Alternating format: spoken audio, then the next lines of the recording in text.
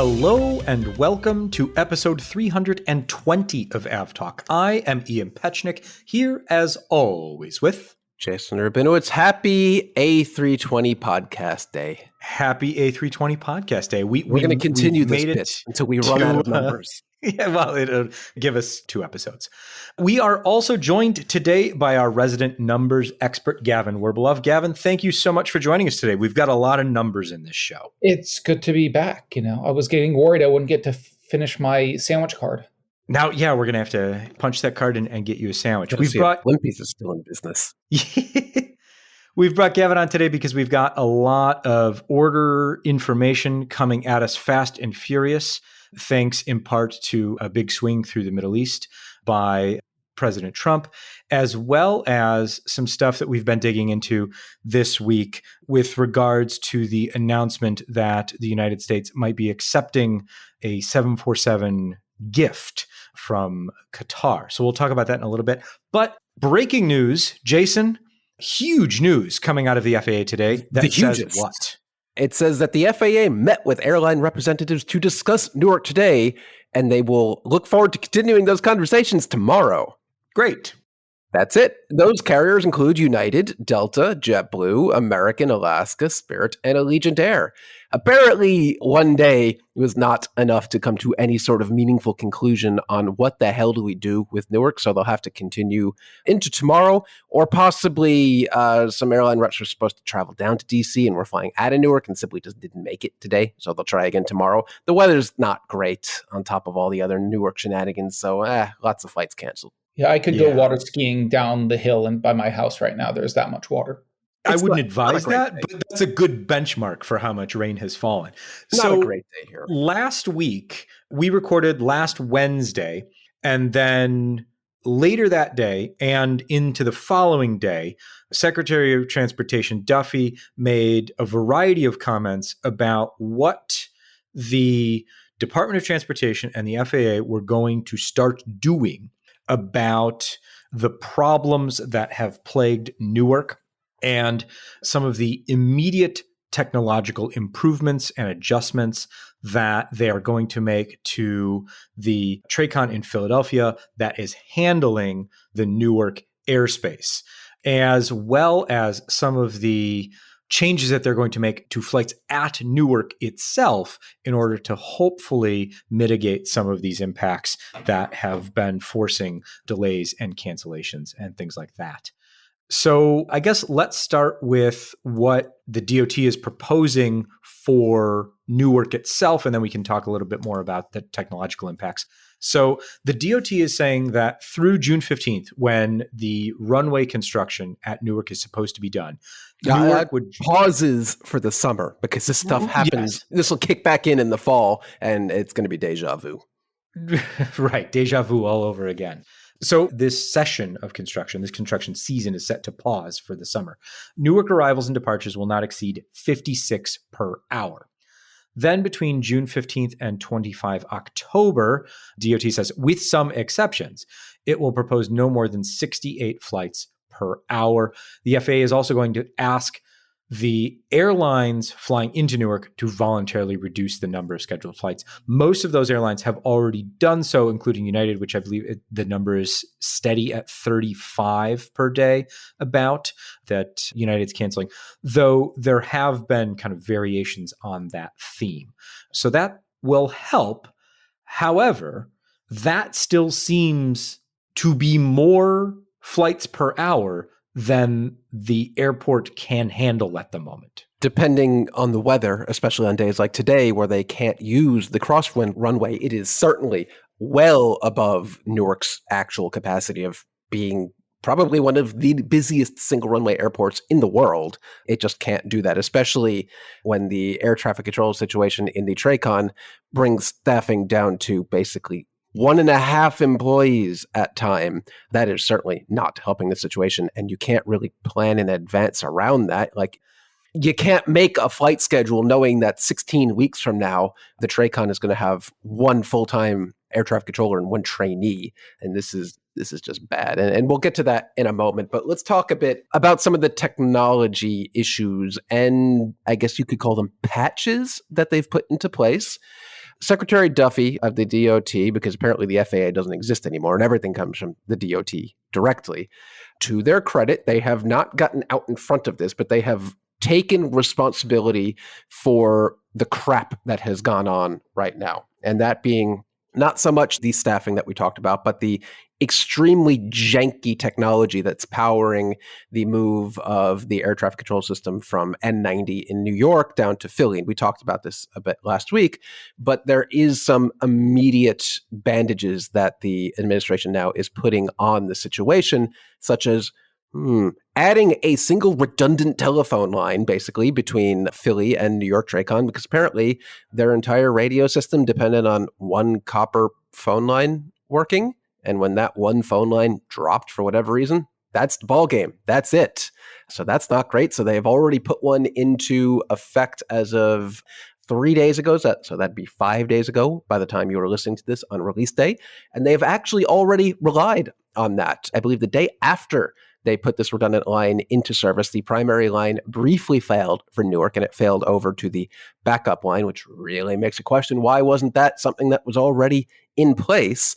We may never know. Those are questions for Secretary Buttigieg and the Biden administration of past, which the current administration has no issues or qualms blaming these issues on. And you know what? They're not really wrong, but there are lots of short-term immediate fixes that they're going to try to do to shore this up by switching out copper wires and copper connections for more reliable, hopefully, fiber connections. And then eventually, there's no timeline for this, moving that data directly down from New York down to Philly Center. It's good that they're taking responsibility for it. They're not just saying, well, this was the last admin's problem, so the Democrats, this is their fault, and this is their legacy now. But they are attempting to do something here, but everything at this point is a Band-Aid at best. Yeah. And so let's keep the conversation focused on Newark for just another second. And then I want to expand and talk about what was announced last week as far as a air traffic control system-wide changes. So the one thing that I want to touch on here is the FAA statement from yesterday, the 13th of May, where they talked about controller staffing at Philadelphia TRACON Area C, which is the group of controllers that moved from the Long Island facility down to Philadelphia and is responsible for flights coming in and out of Newark. In addition to the trainees who are now being trained on the Newark airspace as well. Correct. So the FAA says that TRACON Area C has, quote, 22 fully certified controllers, 5 fully certified supervisors, and 21 controllers and supervisors in training. 10 of those 21 controllers and supervisors are receiving on-the-job training. All 10 are certified on at least one position in Area C, and 3 are certified on multiple positions. This means they can work those positions without supervision from an instructor. We have a healthy pipeline of controllers with training classes filled through July 2026, end quote. So, I mean, that's slightly encouraging. Yeah, this was the makings of the original plan, was to bring these controllers down to Philly where it's easier to staff up, but that takes years to do, to train everyone up. And of course, they probably didn't account for 20 controllers going on short-term leave due to the stress from the technology repeatedly failing them. So they are down to the absolute bare bones number of controllers that they can have operating this airspace. And there were even rumors the other day that Newark, the Philly TRACON Area C, would go ATZ 0 because there just simply wasn't anyone available who was trained and certified on those sectors to work that night. And thankfully, they ended up with one fully certified controller and one trainee working the overnight hours. So they were one sick call or one something happening away from essentially having to shut down the entirety of the Newark airspace, which is just bonkers. Yeah. It strains credulity that they would not have done more to ensure that some of the most complicated airspace in the country, dare I say in the world. Yeah. I mean, how this came to pass and why this wasn't seen as a crisis within the FAA and within the DOT is something that I would like to know. They waffled back and forth on this plan for years to bring controllers down from New York to Philly. It was even like Chuck Schumer got involved in this, trying to stop it at one point, but not because of technology issues or anything like that, simply because controllers didn't want to be forcefully moved from their lives from New York down to Philly. But eventually they did ended up doing this. But the FAA seemed just absolutely disgracefully underprepared that they really thought they could just route this traffic down from the radar and audio data or the radio data from New York to Philly. And, it'll probably work over one phone line, except, phone lines go down, people disconnect things and stuff happens. What was it? One of them was the copper phone line used overheated or something along those lines and then just stopped, or at one point a technician accidentally unplugged it. I don't know. But to not even have any sort of redundancy for this is just asinine. And at least now the current administration is doing something about it because they don't really have a choice, do they? It's like they're stuck in AOL from 25 years ago when we've got... Did they run out of minutes? Is that what happened? I mean, a single phone line. Is this like one of those things where somebody was using the radar and somebody else picked up the phone? Oh, yeah. Then you got to dial into New York Tracon again. Oh, and then the phone line's busy because mom's on the line.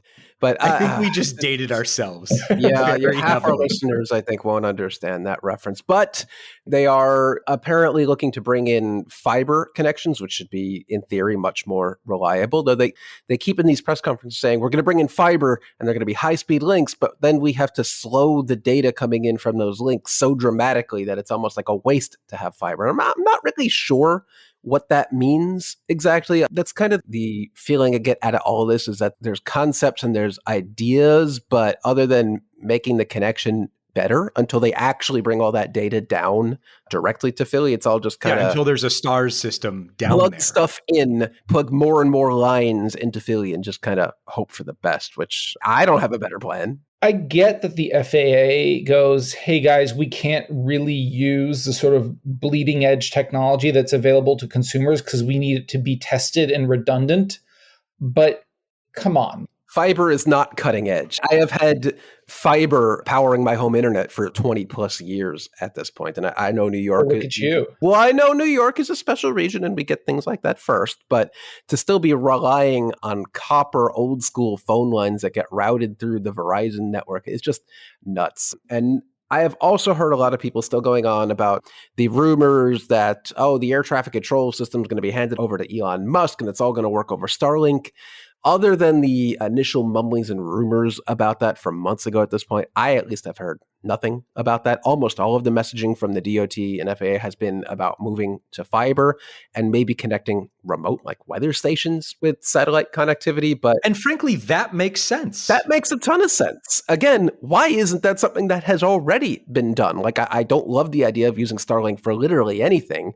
But if that's the best way to connect a remote weather site, then yeah, do that. But they are not connecting air traffic control in route centers exclusively via Starlink. Right. That is not, I imagine that is not even in the cards here.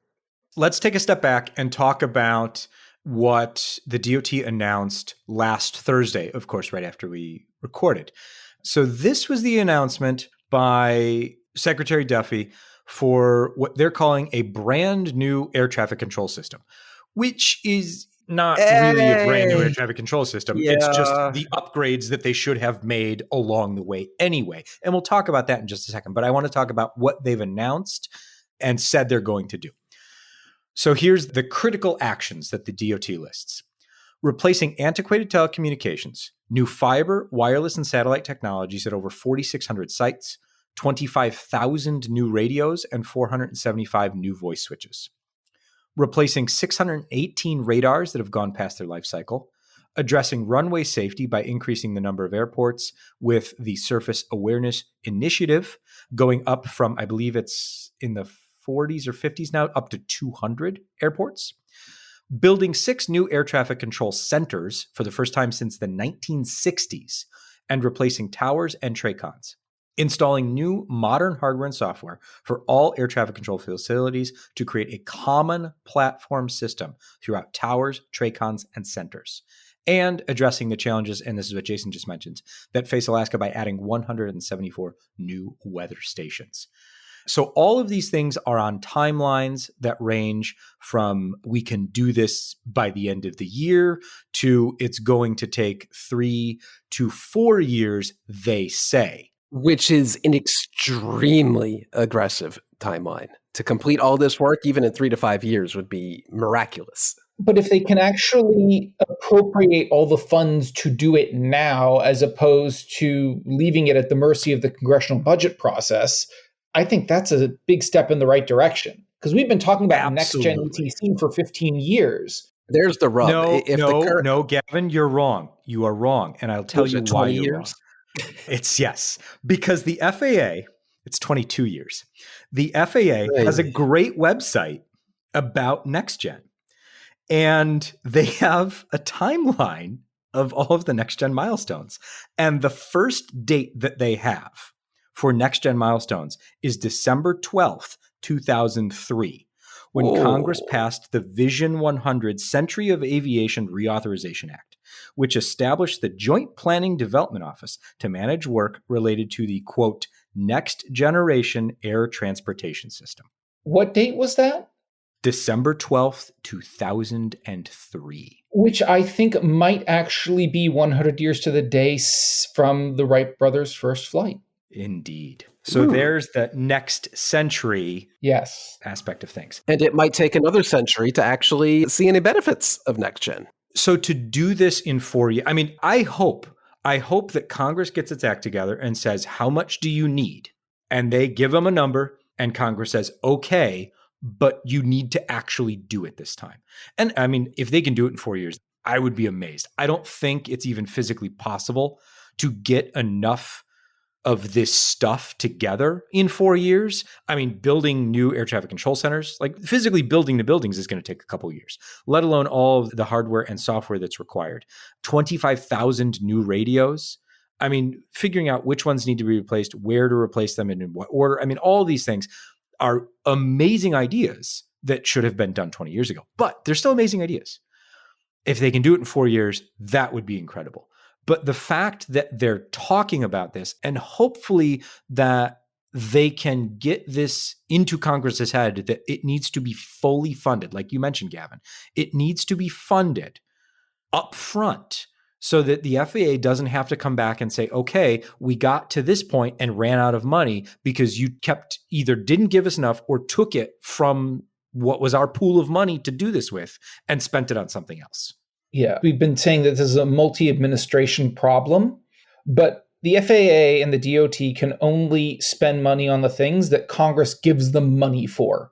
So it's a multi-administration problem that's been compounded by congressional budget dysfunction.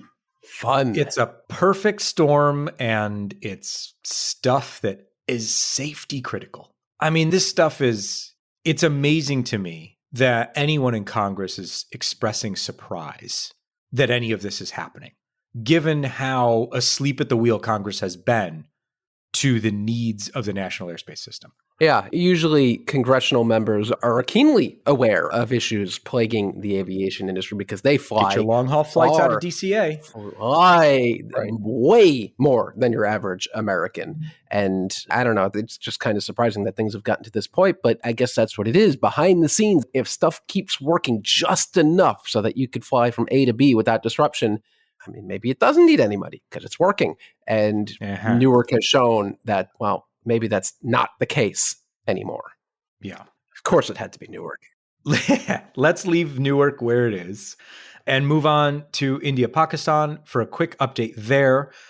A ceasefire between India and Pakistan is holding. Traffic has resumed both in Pakistan as well as transitory traffic by foreign airlines. We saw the first European airline move through today. LOT has resumed using Pakistani airspace on its Warsaw-Delhi flight. So I would expect to see additional airlines follow suit, assuming all things stay the same. Thai Airways went right back to it. Etihad is back. Emirates is back. So I would expect to see more and more airlines resume using Pakistani airspace to begin saving themselves the hassle. We'll know that things have truly cooled off when the NOTAMs banning Pakistan from India and India from Pakistan have been lifted. Well, this is good news. Yeah, it's moving in the right direction. We weren't exactly too hopeful that things would get better when we recorded last week, but they have. We've been surprised, happily surprised. This doesn't happen often. Cautiously optimistic that things will improve. So, Gavin, we have brought you on the show this week because you, as our resident numbers guy, we got a lot of numbers to go over. We've got to talk about IAG, we've got to talk about Qatar, and then also Qatar Airways. Yet somehow those are two different topics. Also, there's the whole thing with, Air Force One and doomsday planes and all that. But let's start with your favorite airline group, the International Airline Group. Yes, my former second landlord in the form of British Airways.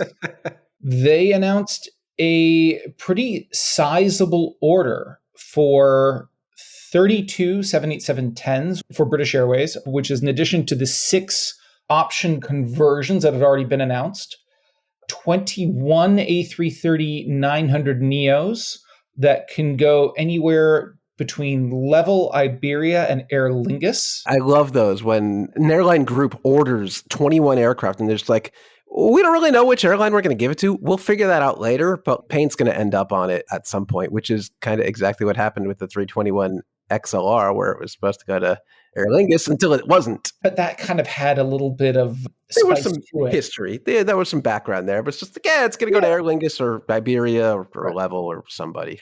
6 more A350-900s for Iberia, 6 more A350-1000s for British Airways. Wow. But wait, there's more. And 6 777-9s for BA as well. Yes, for 6 option exercises for 777-9s. According to the IAG news release, the 12 A350s and 6 777-9 were all option conversions that were exercised in March, but undisclosed airlines. The fleet continues to shrink. Undisclosed. They are now disclosed.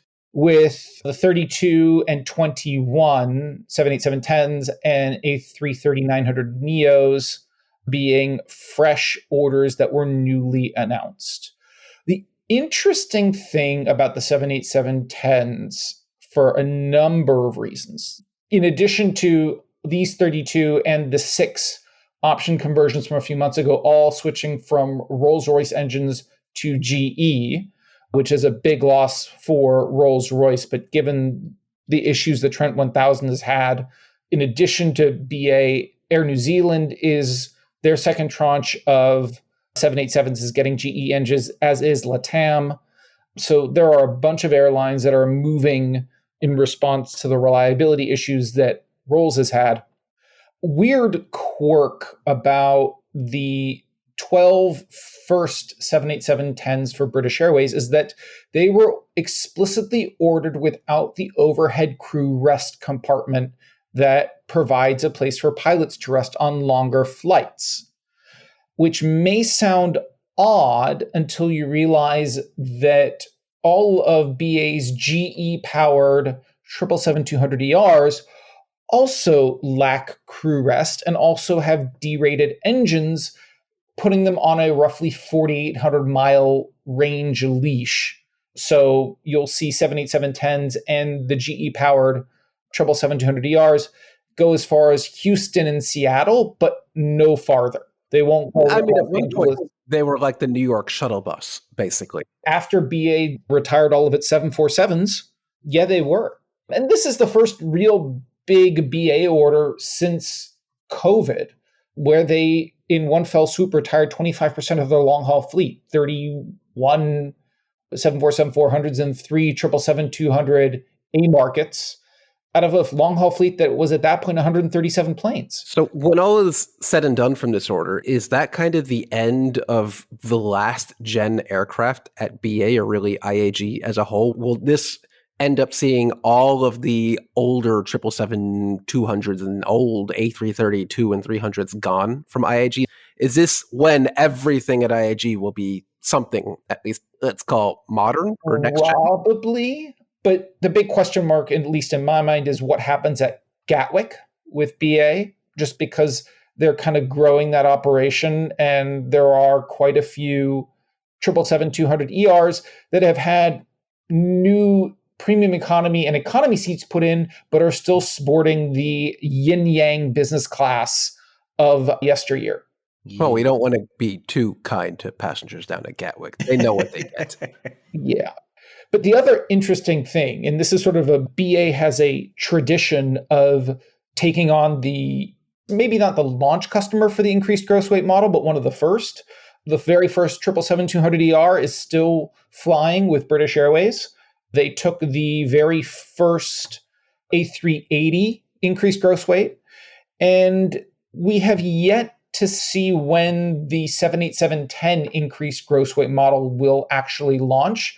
Originally, it was supposed to go to Air New Zealand next month, but that's sort of vaporware at this point, and really haven't heard much more recently than John Ostrower's article from just under 2 years ago, talking about what the increased max takeoff weight is going to do for the 787-10. United has said that it will allow them to fly Chicago to Tokyo year-round, which is pretty long legs. Those of us who spend time in the T2 data, which is supplied to DOT and only really covers American carriers, I know I've been incredibly impressed with how much the 787-10 can carry inside its performance envelope and how little fuel it takes to do that in terms of combined passenger and cargo operations. And now that BA is going to be getting more of them and aren't going to be imposing their own arbitrary range limits on them, I think we'll probably see them at places like LAX and San Diego and Las Vegas and maybe even as far as Cape Town. And we'll really be able to see what this plane can do, because it was really marketed as a sort of a regional transatlantic plane. And other than United, who flies them New York, Tel Aviv, LA, Tokyo, Etihad, Singapore Airlines really have them as almost regional. They'll max out at about 3,000 miles. So Singapore is literally calling it, they've literally called it a regional jet. Right. The cabin configuration is basically their version of a regional jet. If only all airlines could have their right. If that was only that could be everyone's regional jet and not Jason's usual CRJ 550s. I wish. Don't even get those anymore. Yeah. So I think it's going to be very interesting to see as these 38 planes get delivered, which should almost take care of BA's 777-200ER fleet in terms of fleet replacement. It'll be very interesting to see what they do with them, where they take them, and sort of how much they stretch the legs. So let's change the topic quite dramatically here. I'm not sure what to make of this transition, because our show notes just say the Qatari 747 Oh, thing. man. If you live under a rock or you don't have a phone. Good for you. Good for you. Please teach us your ways. But if you don't live under a rock, you've probably heard the news that the U.S. government, or maybe not even the U.S. government, but the Trump administration, or Trump himself, I don't know, is looking at being gifted a 747-8i BBJ with a VVIP interior from the Qatari government. And that would substitute in as a temporary new Air Force One or something.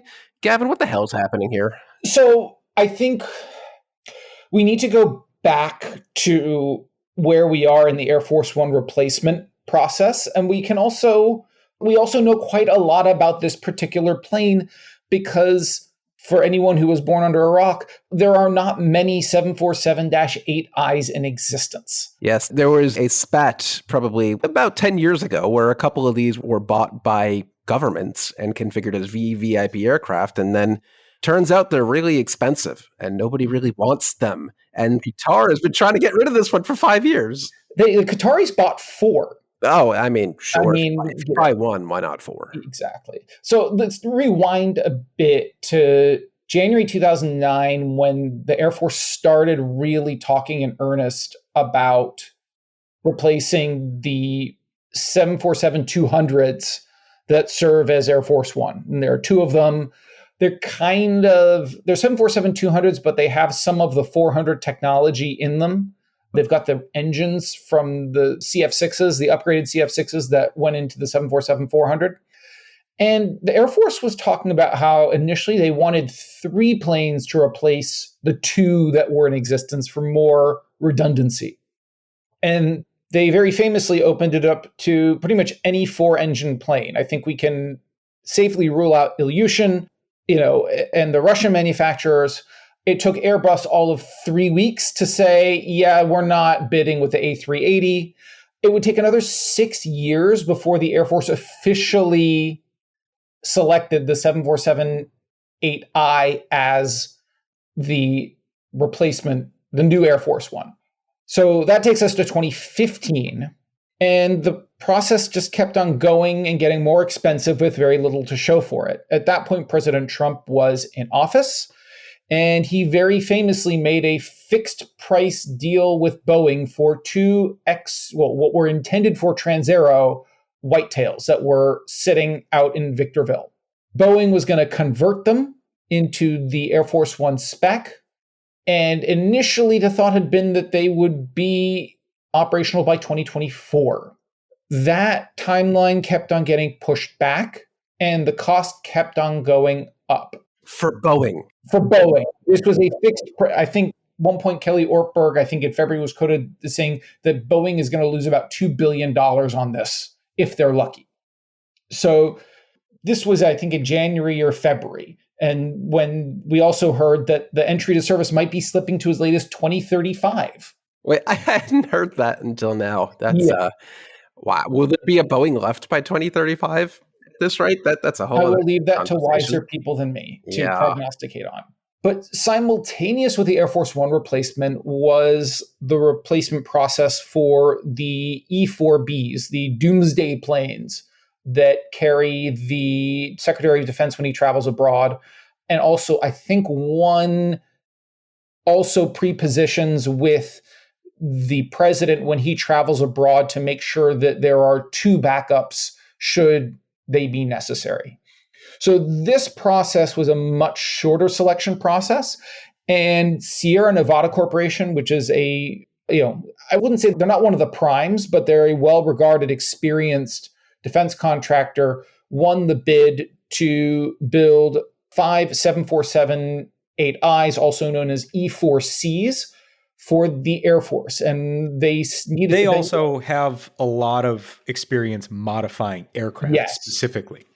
Yes. And I believe putting in aerial refueling capabilities into planes that didn't used to have them, which comes into play with the E-4Cs. Because as we'll note, the requirements for the new Air Force Ones does not include air-to-air refueling. I think given where we've gotten to with fuel efficiency and the sort of relative under payloading of Air Force One relative to what the airframe is capable of, I think that they realized that that wasn't going to be a need, which is why it got taken out of the requirements. But Sierra Nevada, obviously, Boeing has shut down the line for the 747-8, and they needed to go out and get some planes. They're buying 5. 4 have been delivered from Korean Air, and will be converting them to the E-4C specification. So even before all of this hoopla with this VVIP Qatari 747-8, there were 6 owned and 1 more to be delivered, 747-8Is that were at some point in the process of being converted to U.S. Air Force specifications. But those are, for the most part, those were passenger flying commercial aircraft that the U.S. government just bought because the airline was done with them. Or the airline stopped existing. Or that. In this case, the Qatari 74 and the VVIP layout is an extremely different situation. This is not an aircraft the government will be buying. It's not an aircraft that they will be converting, but they are going to have to convert it anyway, and it's not going to be free. And then, we're just going to go give it to the Trump library in 4 years. That's where this whole thing breaks down for me. Right. So let's talk about the history of this particular aircraft, because it's very well chronicled. Its first flight was on March 31st, 2012. It was delivered just under 4 weeks later, and it went to Boeing Wichita for some work. And then in November of 2012, it was flown to Basel in Switzerland for fit out. The fit out took 2 years and 9 months, and it was delivered to Doha in July of 2015. It flew for Qatar, for the royal family, for people adjacent to the royal family. We're not really sure who used this plane, I don't think it was official. And then in 2020, it was put up for sale, and there was a pretty in-depth article by Tyler Rogway and Joe Trevithick at the Warzone about this plane when it was put up for sale. And it had a Qatari registration up to that point until in late 2023. It was changed. It was re-registered in the Isle of Man. We still knew very little about who was flying it and who owned it. And that all changed in February of this year when it was, for Valentine's Day, flown to Palm Beach International, where President Trump toured it. And then it flew right back to Doha. The old West Palm Beach to Doha line. Exactly. Who hasn't flown it? There's Fort Lauderdale to Dubai, but I think that's a little more commercially viable. And then it was flown to Boeing San Antonio in April of this year, where it is still sitting as far as I know. And then 2 weeks ago, there was reporting in the Wall Street Journal that the Air Force was looking at buying the plane because President Trump was unhappy with the delays and cost overruns to the new ones, and listed L3 Harris as the contractor who was going to do the conversion. So that's a third major U.S. defense contractor converting an existing 747-8I to the Air Force's spec. And then this weekend, everything blew up because there were quotes that it was being gifted to President Trump personally, or it was being gifted to the country. No one was sure, but that it was then going to go to President Trump's library after he left office, and he would be able to use it after he left office, which I don't think makes any sense to any of us, given how much U.S. taxpayer money will be needed to convert the plane from its VVIP configuration into something resembling Air Force One. Also, the operating costs. Like, President Trump has a 757 that's his. I've seen estimates anywhere between $10,000 and $15,000 an hour to fly that plane. I pulled up from Form 41 data in the DOT, what Atlas Air and Polar Air Cargo and UPS, what it costs them per hour all in to fly their 747-8Fs. And they're all coming in between $15,000 and $25,000 an hour. And those are for planes that are operating 10 to 11 hours per day. So the cost per hour goes down when they're in service. And oh, by the way, these airlines have their own maintenance departments who are constantly turning over and doing line maintenance on these planes on routine intervals. So it says, the last reporting I could find from about, I think, 2021, 2023, is that it costs $186,000 an hour to operate Air Force One. So even if we split the difference and put it at $110,000 an hour, that is enough to drain the bank account of any private citizen extremely quickly. So the idea that this is going to be a party favor for President Trump when he leaves office, that he'll fund its operations on its own, seems pretty far-fetched to me. Yeah, we'll wait to see if we get some additional information on this, or if it even happens at all. Maybe this is all to do about nothing. I just want to bring up the other thing about, even if they do take the aircraft, even if this is somehow gifted, not to President Trump, but to the United States of America. If Qatar says, hey, if they pull a Statue of Liberty and say, here's a plane, and the Department of Defense goes, okay, fine. There's no way they're not going to strip that aircraft down to the bare aluminum skin. And even then, they might go further than that. Which then makes you question, is this even any faster than just waiting for the Boeing delivered aircraft? Like, I really hope they're not just going to take this Qatari aircraft that's been flying around or mostly sitting for the better part of a decade and just slap it into service. Like, the amount of work they should need to do to put this into service, to act as what is essentially an Air Force One, I can't imagine that's going to be a quick process. And if is a quick process, that should raise all sorts of red flags about what's going on. The security concerns alone should make this a non-starter. Right. And also, if we're being honest, Boeing is sitting on a 747-8I that was intended for the Saudis, but the monarch who ordered it passed away and sat in Basel, Switzerland for more than a decade before going back to Boeing.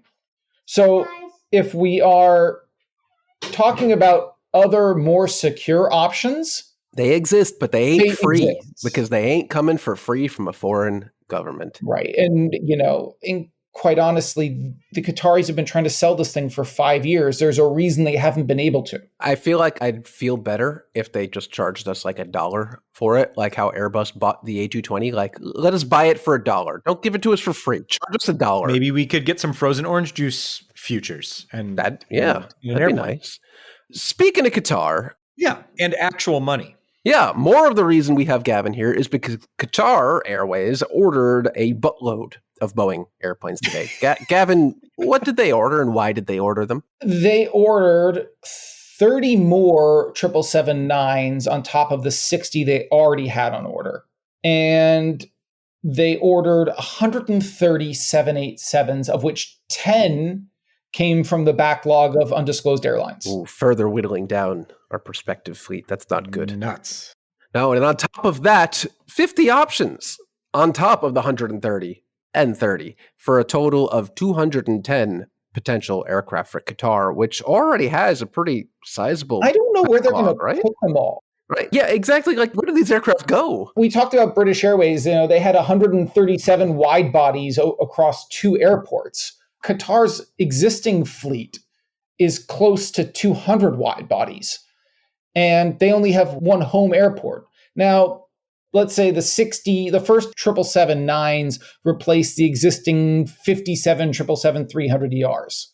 And, they've got 8 A380s that are not going to be long for, this world. Okay. That's still another 130 787s for growth, a mix of what it appears to be 787-9s and -10s based on the pictures that were shown. We'll see if it actually happens. That's the interesting thing here is that there were no delivery timelines announced today by either Boeing nor Qatar. Now, there aren't even any plans currently to expand Doha's airport at this point, right? I think all the expansions that they were planning are done. So that airport is, I think, done. There's nothing else coming. So any aircraft they get, they're going to have to cram into the existing airport or cook up another expansion to the airport. And it's not like Qatar Airways has a trio of other subsidiary airlines anymore. Like if Qatar Airways is taking airplanes, they're going to Qatar Airways unless they plan on leasing them out to someone else. I guess that's possible. I mean, they did buy Meridiana, which then got turned into something else that I'm blanking on the name of, and then got shut down. Yeah, and there was Al Maha and other stuff. But these days, Qatar Airways is essentially just Qatar Airways. I don't believe it has any subsidiaries. So maybe they're looking at leasing these aircraft out, getting in line prospectively to lease them out in the future for other airlines who are in need of aircraft. This is a lot of airplanes. It definitely is a lot of airplanes. I mean, and they're also, on top of that, it was announced last week that they are going to be the launch customer for the Mammoth Freighter 777-200LR conversions, not to be confused with the 777-300ER SF, which I like to call the 777 Woof, because that's much just easier to say. These are ex-Delta planes, which is kind of ironic given the antagonism. There's no history there at all. Between Qatar Airways and Delta. They're all friends now. Yeah. But they've got, I think 24 777-8 freighters on order as well. So they're just scooping up planes left, right, and center. They're going to need to make that island bigger. Yes. You know who else has a lot of airplanes on order and is probably going to be pretty happy right now? China! Because apparently Boeing airplanes are back on the menu for Chinese airlines. Again, for now. Check back in later. Sure. They're going to send those 737s back to Hawaii from Renton. Oh, and then turn back around. But apparently China has removed its 1 month old ban on Boeing deliveries after some sort of, for right now, U.S. trade truce. So yeah, maybe they will not have to remarket those aircraft and they could just literally gas them up, turn them around, send them back to China where they came from. We're only flying them back if you promise to take delivery when we land. Here's the keys. And then they run away. Exactly. Just toss the keys and go.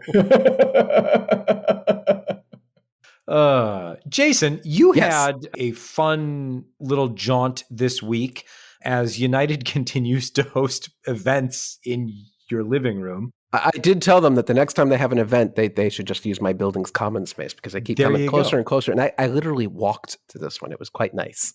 So what were you there for and why do I care? I don't know if you care because I don't know if you fly United Polaris all that often. Everywhere I fly. You might, being a Newark hostage. Yes. I guess. United replaced British Airways as my other landlord. Yeah, I'm sorry. Or maybe not. United is quite nice these days. But United here in Brooklyn announced their new version of Polaris, which they're calling the 787 Elevated experience, which will be installed line fit on only new 787-9 deliveries coming later this year in service next year.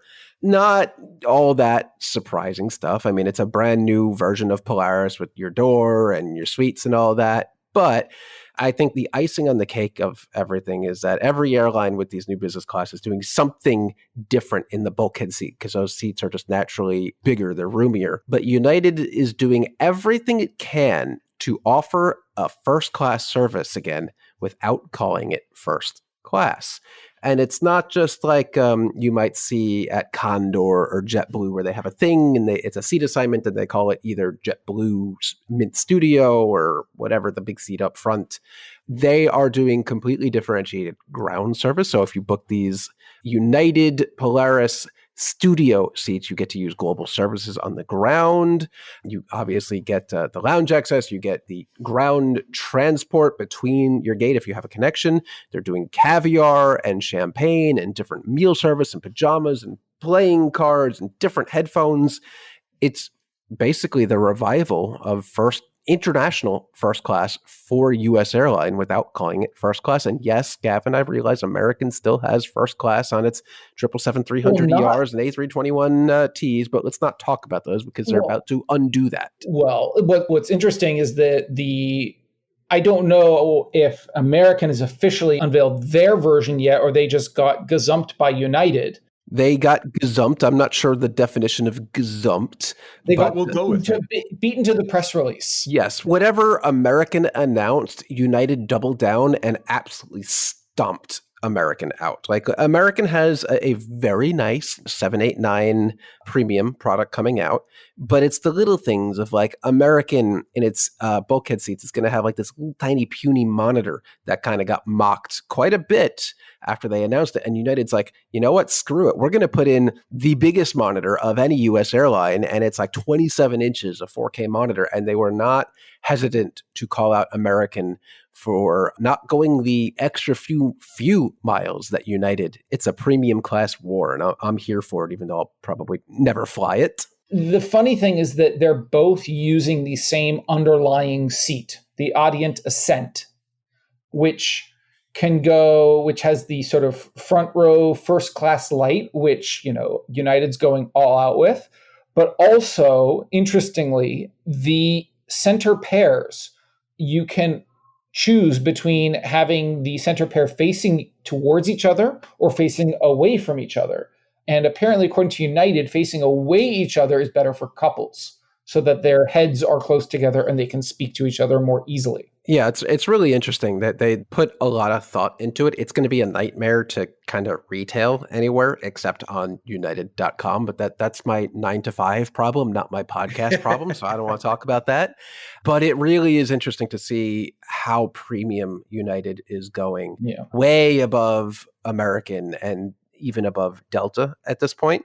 That being said, all of these things can disappear at the snap of your fingers. All these soft product things like the playing cards and the different headphones and the caviar, that could all be vaporware. It could be a thing they announce and never do, or it could be a thing that they announce and do and then slowly can die a death by 1,000 cuts. We'll see. Yeah. And then the interesting thing is that those soft enhancements being a sort of extension of business class mean they don't have to make a big commitment hardware-wise in order to give them a shot. Yeah. So it's a sort of risk-averse way to do it. This will be a widespread thing on United eventually for many, many of their new deliveries, but they're not refurbishing their old aircraft. So it's going to be back in that weirdo position where it's like there's United Polaris and there's United Polaris. And hopefully you're on the latter. The other thing that I didn't realize was that the existing Polaris seat, which is based on the Optima platform, which was Zodiac, I believe, and is now Collins. I mean, it's just been merged and acquired too many times. I was surprised to see that in that sort of forward cabin of the 787-9, you fit the exact same number of seats, whether you're using the Optima or the Ascent, which is a good thing because sort of the knock on reverse herringbones is that they're known for not being as space efficient. And so you can't fit as many of them into the plane. But good on Audient for solving that problem. Yeah, seating manufacturers have gotten really clever on their seating layouts and squeezing as many seats in as they can. I think Audient also renamed like last week to Altitude or something like that, but the battery in my keyboard just died, so I can't look it up. And that means we've gone on too long and need to get to the speed round of this podcast. We have reached the speed round. The speed round is 40 more planes from unidentified airlines fleet. United took 40 more A321neos. Hey, that's something. Wow, we are really dwindling undisclosed airlines. We are. So to round out the end of the show, the ICAO Council has voted to hold Russia responsible for the downing of MH17. This week, the Council of the International Civil Aviation Organization voted that the Russian Federation, quote, failed to uphold its obligations under international air law in the 2014 downing of Malaysia Airlines flight MH17. The report itself laying out how Russia did not uphold its obligations is not out yet, but ICAO says that will be out for the next meeting of the ICAO Council. Harkening back to episode 198 of this podcast, when we talked with the fine folks who make organ transplant logistics work, we talked about some of the challenges of getting those organs from the donors to the recipients. And the FAA's report, which was mandated by the FAA Reauthorization Act on how to speed organ transplant transport and make it more efficient and better on commercial aircraft, that report is out. It's a very lengthy report that goes into a lot of things that can be done immediately that might take a little bit of time and that probably won't happen because they're just too difficult. But we're going to keep trying to see how well we can do things. So we'll put a link to the show notes to that report if that's something that you're interested in following up. And if you haven't listened to our episode where we discuss organ transplant logistics, do so. It's probably one of my favorite episodes because I went in having no preconceived notion about how that worked and learned an incredible amount and was just flabbergasted by what goes into making that process move.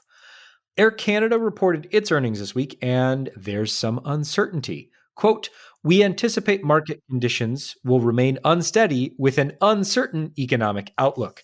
Flights on Air Canada or forward bookings on Air Canada to the US are down 5%, not the 70% that was previously reported, looking at one other source. But Air Canada is basically flat in passenger travel or down a bit. So they are, quote, prudently moderating our expectations and concentrating on controllable factors such as cost management and strategic capacity adjustments to ensure strong performance in key financial metrics, end quote. Long story short, we have no idea what's going to happen and we're doing the best we can. Join the club. They're trying to siphon United traffic out of Newark by having people transit Toronto, which works perfectly until Newark does a Newark. Or LaGuardia does a LaGuardia, yes. Yeah. The concept of flying long haul out of Montreal or Toronto seems great until you hit your first 9-hour delay from LaGuardia to Toronto, and nothing works as planned. Great in concept, but air traffic control seems to have other plans in store for you here. So let's see. We've got two more quick things. One, Vietjet is probably not going to be around for much longer. Court has said, no, you need to pay your bills. And that's $180 million that they don't have. So it will be interesting to see what they manage to do to get around this. But it could be that Vietjet is done for. Yeah, that $180 million apparently stems from 5 years ago during COVID. Vietjet just stopped paying the fees on its leases for a whole bunch of aircraft, or only actually not even that many, just 4 aircraft, apparently, according to this Bloomberg article. And apparently that's really added up, that Vietjet just wasn't paying. And apparently there's kind of a whole shell game going on here of where exactly the money is coming from for Vietjet, because they also have, I think, a massive backlog with Airbus as well, and Boeing. So over 300 planes. Yeah, it's a lot of planes. So hopefully this doesn't unravel the entire ball that is Vietjet. But they're not doing too great right now, especially since they apparently need, according to this article, $45 million of unrestricted cash for day-to-day operations. And if they don't have, $180 million to pay off these airplanes, that $45 million doesn't go too far. Not great. And to end the show, we've got some livery news. JetBlue has a new Duncan livery, which looks exactly what you would picture a Duncan livery to look like. So it is quite loud, and you're not going to miss it. So that registration is November 643 Juliet Bravo. You can see that. We'll put a link to that one in the show notes. And then Emirates has just come out with a Courier Express livery, which I quite like. It seems to me to be a riff on the A350 freighter contest winning livery that came out when they revealed that. It looks like ripped packaging paper on an A380, and I'm here for that. Is this real? I can't find any images of it. I see stuff from like April 2nd, which always makes me a bit suspicious that it's not real, but this is a real thing? I'm looking at the aircraft landing in Johannesburg today. All right. So that's Alpha 6 Echo Echo Tango. When my daughter saw a picture of the Dunkin' Donuts jet, she asked me, Daddy, does it smell like donuts inside? Only one way to find out, Gavin. If it doesn't, they've missed a huge marketing opportunity. Yes. And also, apparently the name of the aircraft is Brewing Altitude. JetBlue names every one of their planes. But Frank Pettaini on Blue Sky says, hey, they should have named it Jet Brew. Every one of their aircraft has jet in it somewhere. Most of them do. And to miss out Jet Brew, that's just a miss. Come on. Yeah, that's like an obvious miss if you think about it. Right? I wonder if there's a copyright somewhere where somebody's got Jet Brew. We'll figure it out and get back to you. No, we won't. Gavin Werbeloff, our resident numbers expert, has joined us this week to talk about so many numbers and so much more. So, Gavin, thank you so much, as always, for joining us. This has been episode 320 of AvTalk. I am Ian Petchnick here, as always, with Jason Rabinowitz. Thanks for listening.